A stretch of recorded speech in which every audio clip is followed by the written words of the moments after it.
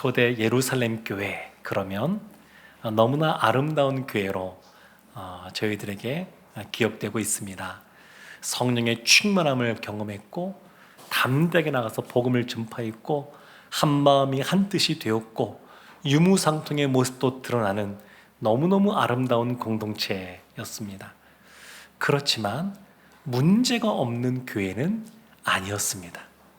너무나 아름다운 교회이지만 그 안에 문제도 있었습니다.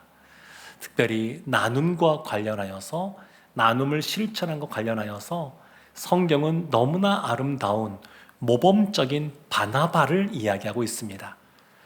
성령 충만하고 변화된 그리스도인을 상징하는 바나바를 말하고 있으면서도 이어지는 본문, 오늘 본문에 보면 아나니아라고 하는 남편, 삽비라라고 하는 아내, 이들 부부가 변화가 아니라 변질된 그리스도인, 변장한 그리스도인의 상징으로서 오늘 언급되고 있습니다. 오늘 본문을 통해서 우리가 어떻게 신앙생활을 해야 되는지 잠깐 돌아보는 시간을 가지려고 합니다. 첫 번째는 온전한 헌금을 드리는 신앙생활을 해야 됩니다. 온전한 헌금을 드리는 신앙생활을 해야 됩니다.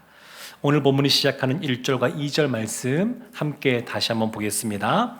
아나니아라 하는 사람이 그의 아내 삽비라와 더불어 소유를 팔아 그 값에서 얼마를 감추매 그 아내도 알더라. 얼마만 가져다가 사도들의 발 앞에 두니. 아나니아와 삽비라가 소유를 팔았습니다. 그리고 사도들의 발 앞에 두었습니다. 이 표현만 보면 많이 본 것 같은 생각이 듭니다. 바로 앞에 있는 사도행전 4장 37절 말씀에 보면 바나바가 이렇게 했습니다. 그가 밭이 있음에 팔아 그 값을 가지고 사도들의 발 앞에 두니라. 팔아 사도들의 발 앞에 두었습니다. 그러니까 지금 바나바나 모범적인 인물로 등장하는 바나바나 부정적인 인물로 등장하는 아나니아와 삽비라나 공통점은 뭐냐면 팔아 사도들의 발 앞에 두었다, 교회 앞에 두었다라는 겁니다. 이게 공통점입니다. 똑같습니다. 근데 차이점이 있습니다. 우리가 보았던 2절 말씀 중간에 2절 말씀에 보면 이렇게 나오죠. 그 값에서 얼마를 감추매, 감추었다는 겁니다. 마치 여호수아서 말씀을 보게 되면 여리고성 전투에서 아간이 여러 가지 본인이 보기에 좋은 외투와 또 금덩어리, 은덩어리 이런 것들을 감추었던 것처럼 이들이 감추었습니다. 이 감추었던 단어가 사실은 똑같은 단어가 쓰입니다. 같은 뜻입니다. 감추었습니다. 이것이 문제가 됩니다. 이것이 차이점입니다. 왜 이랬을까? 왜 아나니아와 삽비라는 그냥 그 소유를 판 것도 너무 귀한 것이고 그 판 것을 일부라도 교회 앞에 둔 것 자체가 너무나 대단한 것인데, 귀한 것인데 왜 감추었을까? 왜 우리가 판 것 전부를 다 가지고 왔다고 하면서 이렇게 거짓말을 했을까? 왜 속였을까? 생각해 보면 이 아나니아와 삽비라는 바나바가 좀 부러웠던 것 같습니다. 바나바가 그 공동체에 있는 궁핍한 형제를 보고 자신의 밭을 팔아서 그들의 필요한 것들을 채워주었더니 그들 마음속에 위로가 생겼습니다. 그리고 사람들이 칭찬해 줍니다. 사도들이 인정해 줍니다. 그래서 위로의 아들이라고 하는 바나바라는 호칭도 지어줍니다. 사람들이 인정해 주는 겁니다. 아나니아와 삽비라도 바나바처럼 인정받고 싶었던 것 같습니다. 그들도 다른 사람들에게 칭찬받고 싶었던 것 같습니다. 그래서 사도들이 강요한 것 아닙니다. 지금 자발적으로 한 것입니다. 자발적으로 자기들의 소유를 팔아서 갖고 나온 겁니다. 그럼에도 불구하고 감추었습니다. 일부를. 그러니까 이들은 두 마리 토끼를 다 잡고 싶었죠. 한편으로는 물질에 대한 그러한 욕심을 놓지 않으면서도 또 한편으로는 좋은 이미지를 구축하고 사람들에게 인정받고 칭찬받는 그런 모습을 갖기를 원했습니다. 그러니까 이들의 행동 속에는 불순한 의도가 그 안에 자리 잡고 있었습니다. 이 안에도 보면 2절 중간에 보면 그 아내도 알더라 이렇게 말합니다. 아내도 알더라. 삽비라도 알고 있습니다.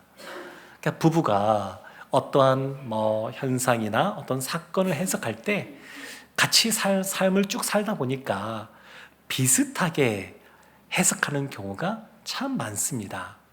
그런데 성경에서 말하고 있지 않는 비성경적인 것에 대해서는 과감하게 아니요 라고 말할 수 있다 그러면 그 부부는 보다 더 신실하게 신앙생활을 해갈 수 있을 겁니다.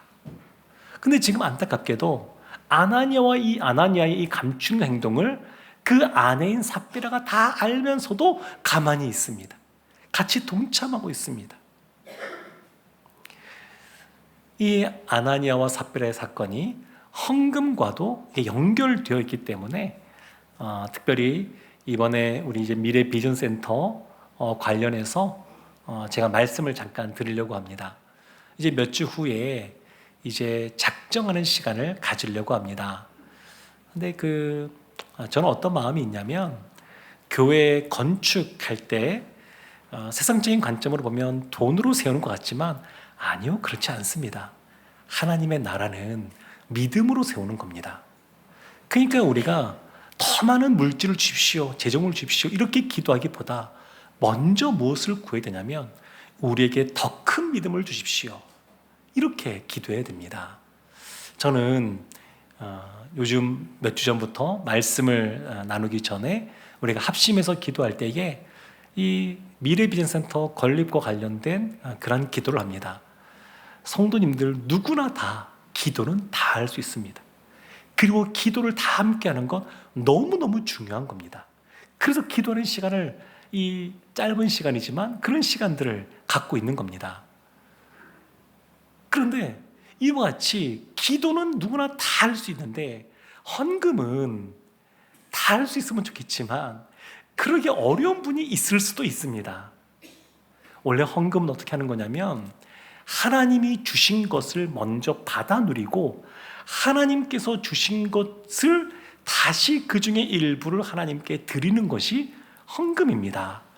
하나님께서 이 모든 것을 주셨습니다 라고 하는 것을 인정하는 것이 헌금이고, 그리고 이 재정을 하나님의 뜻대로 통치해 달라고, 하나님의 뜻대로 사용해 달라고 그렇게 고백하는 것이 이 헌금 행위입니다. 그래서 이 미래비전센터 이것을 작정하는 것도 저는 작정도 안 했으면 좋겠다 싶긴 하지만 실제로 이것을 또 예산을 또 집행해 가야 될 재정팀 입장에서는 어느 정도 계획을 세워야 되는데 아무것도 없으면 그것이 어려워서 작정하는 시간이 좀 필요하겠다 싶어서 작정하는 시간을 가지려고 합니다. 다만 이 아나니아와 삽비라 같은 시험에 들기를 원치 않습니다. 그래서 작정할 때는 이름을 적진 않을 겁니다. 괜히 다른 사람들 생각하고 또 의식하면서 무엇인가 이렇게 하는 것 별로 좋은 것들이 아닙니다. 그래서 그렇게 하려고 준비하고 있습니다. 미래비전센터를 건립할 때 작정할 때도 우리 성도님들이 늘 이런 마음을 가졌으면 좋겠습니다. 하나님이 주시면 하고 안 주시면 안 하고. 간단합니다. 하나님이 주시면 하고 안 주시면 안 하고. 그럼 어떻게 기도될까요? 하나님 할 수 있도록 주십시오. 이렇게 기도를 하시면 됩니다. 그래서 하나님이 주시면 하시면 되고 하나님께서 안 주시면 또 안 하시면 됩니다. 그렇지만 모두가 다 기도하는 것은 너무너무 중요합니다. 이것이 훨씬 더 중요합니다. 교회는 돈으로 세워지는 것이 아닙니다. 교회는 믿음으로 세워지는 그런 공동체입니다. 그래서 헌금 생활은 신앙생활에서 매우 중요한데, 왜냐하면 헌금을 통해서 우리의 마음이 드러나기 때문에 그렇습니다. 어떤 사람을 볼 때 그 사람이 어떤 사람인가를 판단하려고 하면 그 사람이 자신에게 있는 재정을 어떻게 쓰는지를 보면 그 사람을 알 수 있습니다. 어떤 사람의 신앙을 알려고 하면 그 사람이 헌금을 대하는 태도가 어떠한가를 보면 알 수가 있습니다. 예수님께서 보물이 있는 곳에 내 마음이 있다, 이런 말씀을 하셨습니다. 그래서 헌금의 문제는 단순히 물질의 문제가 아닙니다. 이 물질의 영역에 있어서 우리가 하나님의 통치를 받고 있다고 하는 것을 가장 잘 드러내는 것이 헌금 생활이라고 할 수 있습니다. 오늘날 참 배금주의가 판을 치고 있지 않습니까? 자본주의의 병폐라고 하는 이 모습들이 극단으로 치닫고 있는데, 그러다 보니까 돈이 우상이 되어서, 그래서 그냥 우리 위에서 군림하는 그러한 시대를 우리가 살고 있습니다. 그런데 우리는 이와 같은 이 만몬 아래에 있는 사람이 아니라 하나님을 섬기는 사람입니다 라고 하는 것을 드러내는 것이 이 헌금 생활이라고 할 수가 있습니다. 그래서 우리가 헌금을 할 때마다 이 하나님께서 주신 이 물질인 것을 인정하고, 이 물질이 내 것이 아니라 하나님의 것이라고 하는 것을 늘 고백하는 것이 이 헌금입니다. 그래서 우리가 온전한 헌금을 드리는 그러한 신앙생활을 하는 것은 굉장히 유익합니다. 그럼에도 불구하고 마음에 부담이 있는 분이 있을 수 있습니다. 신앙의 영적의 성장의 그 속도가 다 다릅니다. 그래서 이제 예수님 믿은 지 얼마 되지 않으신 분들은 이런 말 들으면 너무 부담스럽죠. 그럼 어떻게 하면 될까요? 하나님께서 헌금할 수 있는 마음을 주실 때까지 그냥 기다리시면 됩니다. 그리고 기도하시면 됩니다. 또 조금 더 성장하긴 했지만 아직 영적인 아기라서 온전한 11조 하기를 힘들다 그러면 그냥 절반만 해도 됩니다. 그러면서 기도를 하는 것이죠. 하나님, 나의 믿음이 성장하게 해주시고, 그리고 또 온전하게 해주시고, 하나님이 주셨다는 것을 늘 더 분명하게 인정할 수 있도록 저를 이끌어 주십시오. 그렇게 기도하는 겁니다. 하나님은 강요하시는 분이 아니십니다. 굉장히 인격적인 분이십니다. 헌금 생활에서도 그렇습니다. 그렇지만 늘 우리가 하나님께서 주셨음을 인정하고 하나님을 의지하면서 가기를 원하십니다. 두 번째, 오늘 본문을 통해서 우리가 살펴보기 원하는 것은 속임이 아닌 정직한 신앙생활을 해야 한다는 것입니다. 속임이 아닌 정직한 신앙생활. 3절과 4절 말씀에 이렇게 말합니다. 베드로가 이르되 아나니아야, 어찌하여 사탄이 내 마음에 가득하여 내가 성령을 속이고 땅값 얼마를 감추었느냐. 땅이 그대로 있을 때에는 내 땅이 아니며 판 후에도 내 마음대로 할 수가 없더냐. 어찌하여 이를 내 마음에 두었느냐. 사람에게 거짓말한 것이 아니요 하나님께로다. 아나니아와 삽비라의 가장 큰 문제는 거짓말입니다. 거짓말. 물질에 대한 탐욕이나 이것도 문제가 있고, 그리고 불순한 의도, 동기도 문제가 되지만 그거보다 가장 큰 문제는 거짓, 이 속임수를 썼다는 겁니다. 이것이 가장 큰 문제입니다. 내 마음대로 할 수 없더냐. 4절 말씀 이렇게 말하는데, 이것은 땅을 파는 것, 그것을 하나님께 가지고 오는 것, 이런 것들을 사도들이 강요한 것이 아니라는 것을 분명히 드러내고 있는 겁니다. 그냥 자발적으로 지금 하고 있는데 이와 같이 되고 있는 겁니다. 내 마음에 두었느냐, 이런 말은 계획했다는 겁니다. 의도했다는 겁니다.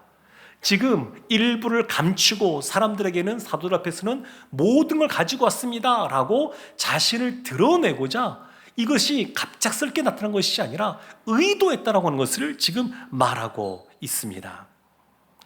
사람에게 거짓말한 것이 아니고 하나님께 한 것입니다. 하나님을 속일 수 있다고 생각했던 것, 이것이 문제가 되는 겁니다. 아내인 삽비라도 마찬가지입니다. 8절과 9절 말씀에 보면 베드로가 삽비라에게 이렇게 말합니다. 베드로가 이르되 그 땅 판 값이 이것뿐이냐 내게 말하라 하니 이르되 예 이것뿐이라 하더라. 그냥 이것만 이게 전부 다냐? 기회를 한 번 더 준 겁니다. 이 삽비라에게 기회를 준 겁니다. 죽었는데 이 삽비라가 그 기회를 못 차지한 겁니다. 9절 말씀에 베드로가 이르되 너희가 어찌 함께 꾀하여 주의 영을 시험하려 하느냐? 어찌 주의 영을 시험하려 하느냐? 이렇게 말하고 있습니다. 삽비라에게 한 번 더 기회를 준 걸 보면 아나니아에게도 한 번 더 기회를 주었을 겁니다. 회개해야 될 때, 돌이켜야 될 때 돌이켜야 됩니다. 그러니까 하나님께서 회개할 기회를 주셨는데 그 기회를 놓치면 우리가 생각했던 것보다 훨씬 더 큰 대가가 따라올 수 있다라고 하는 두려운 마음을 가지고 하나님이 기회를 줄 때 돌이켜야 됩니다. 그것이 우리에게 필요합니다. 신앙생활에 있어서 정말 중요한 것이 있습니다. 그것은 순결함입니다. 정결함입니다. 내가 거룩하니 너희도 거룩하라 말씀하신 것처럼 거룩함입니다. 하나님이 시내산에 이스라엘을 부를 때에 딱 한 가지를 명령하셨습니다. 너희들이 지금 사막에서 이 광야에서 생명수 같은 그 물이지만 그 물을 가지고 옷을 깨끗하게 빨아 입고 나오라. 딱 하나입니다. 다른 걸 요구하지 않으셨습니다. 깨끗하게 빨래를 하고 나오라. 그러니까 하나님이 얼마나 이 정결함을 중요하게 생각하시는지 모르겠습니다. 사람에게는 죄성이 있습니다. 그런데 그 죄성을 사단이 가만두지 않고 또 부추깁니다. 우리의 죄성을. 그 사람은 가만히 있지가 않고 두 가지로 나눠집니다. 시간이 지나가면 변화되어지고 성숙해지는 사람이 있는가 하면 어떤 사람은 시간이 지나가면 변질되는 사람이 있습니다. 멈춰있는 법이 없습니다. 사람은 늘 멈춰있지 않고 변화되는데 성숙하고 긍정적으로 변하는 것 하면 아니면 더 추한 모습으로 변질되기도 합니다. 변질은 한순간에 일어납니다. 아나니아와 삽비라가 그런 경우입니다. 이들은 성령 충만한 공동체, 초대교회 공동체, 그리고 한마음 한뜻이 된 공동체, 그때의 멤버로 있던 사람들입니다. 처음부터 안 그런 것이 아니고 이들은 처음에 성령 충만하고 한마음 한뜻이 되고 유무상통하고 할 때 그 공동체 안에 있던 사람이 아나니아와 삽비라입니다. 근데 이들의 마음에 변질된 겁니다. 바나바처럼 되고 싶은 마음에 척하는 신앙을 한 겁니다. 주여라고 부르짖고 기도하지만 사실은 하나님께서 그 기도를 들으시는지 별 관심이 없습니다. 하나님을 찬양하지만 그 곡조에 맞춰서 그 가사를 부르고 있지만 정말로 그 영혼이 하나님을 높이고 있지 않는 경우들도 있습니다. 봉사하는데 하나님 앞에서 우리가 사랑의 빚진 자로서 봉사하는 건데 하나님이 아니라 사람만 바라보고 봉사할 수도 있습니다. 한국은 더군다나 체면 문화가 있습니다. 나이가 있으면 어느 정도 들어가면 사회에서도 지위가 있으니까 교회에서도 지위가 있어야 된다고 생각을 하고 남들이 헌금하니까 본인도 헌금해서 이름이 올라가 있다고 생각하고 진정 하나님께서 무엇을 원하시고 하나님 앞에 우리가 어떻게 있어야 되는지 그것을 뒷전으로 하고 사람의 시선을 바라보고 그냥 그 자신의 체면을 높이고자 하는 모습이 있습니다. 체면 문화는 이것이 신앙 안에 들어오면 결국 자기 자신을 높이는 겁니다. 하나님을 높이는 것이 아니라 자기를 높이는 겁니다. 세상은 능력을 따집니다. 결과만 보는 경향들이 강합니다. 근데 하나님은 우리의 마음의 동기 그리고 그 과정의 순결함을 보십니다. 정결함을 보십니다. 얼마나 우리가 순수한가 정결한가 우리의 신앙생활은 이 싸움이라고 할 수가 있습니다. 계속해서 우리의 겉모습보다 속사람을 가꾸는 노력을 해야 합니다. 언제나 사람보다 하나님을 의식해야 됩니다. 사람 눈치 보는 것이 아니고 하나님을 의식하면서 살아가야 됩니다. 신앙생활을 하면서 우리 자신을 좀 드러내고 싶을 때가 있죠. 어떻게 해야 될까요? 십자가를 떠올려야 됩니다. 자기 자신을 좀 높이고 싶을 때가 있습니다. 그럴 때마다 십자가 앞에 나아가야 됩니다. 자신을 생각해도 남들이 볼 때에도 이만하면 높은 자리에도 오른 것 같고 뭔가를 좀 이룬 것 같고 그냥 남들이 좀 칭찬하는 거 좀 들어도 될 것 같고 그런 자리에 있을 수가 있습니다. 그때 어떻게 되냐면 십자가 십자가를 붙잡아야 됩니다. 하늘 영광 다 버리고 이 땅 가운데 지극히 낮은 자의 모습으로 오신 예수 그리스도의 그 십자가, 그것을 붙잡아야, 그래야 척하는 신앙 아니요, 하나님께서 진정 원하시는 정결하고 순결한 신앙으로 나아갈 수가 있습니다. 세 번째, 오늘 이 본문을 통해서 사탄 충만이 아닌 성령 충만한 신앙생활을 우리가 해야 된다라는 것을 깨닫기를 원합니다. 사탄은 성경에서 요한복음 보면 거짓말쟁이라고 분명히 말합니다. 거짓의 아비라고 예수님께서 분명하게 말씀하십니다. 거짓말쟁이입니다. 그런데 5장 3절 말씀에 보면 베드로가 이 아나니아에게 말하죠. 베드로가 이르되 아나니아 어찌하여 사탄이 내 마음에 가득하여 내가 성령을 속이느냐. 마음에 사탄이 가득한 겁니다. 가득한 것. 사탄의 전략이 있습니다. 지금 사도행전 말씀 보면 먼저 외부로부터 박해, 핍박이 있었습니다.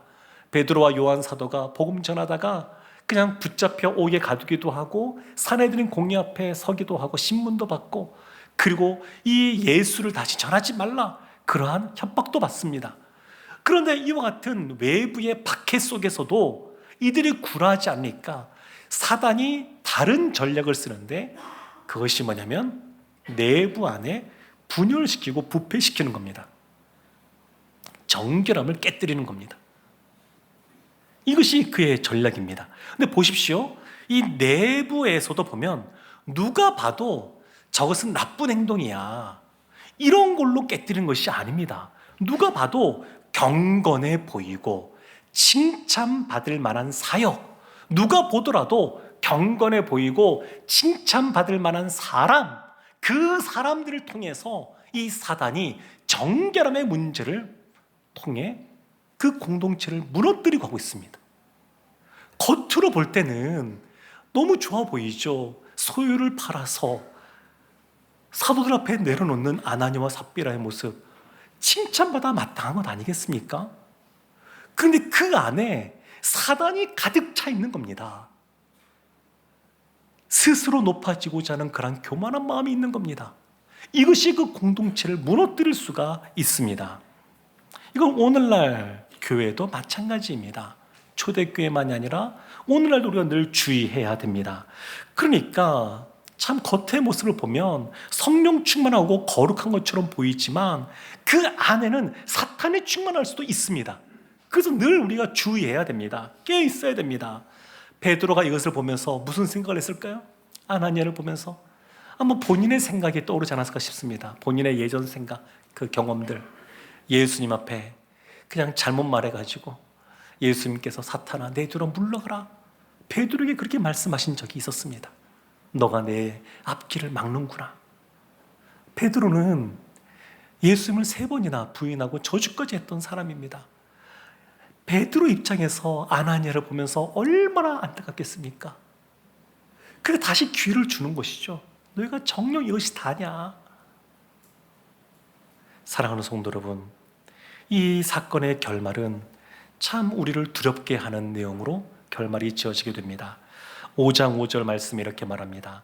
아나니아가 이 말을 듣고 엎드러져 혼이 떠나니 이 일을 듣는 사람이 다 크게 두려워하더라. 엎드러져 혼이 떠났습니다. 죽게 되었습니다. 하나님의 즉각적인 심판이 임했습니다. 참 이것이 두려운 일입니다.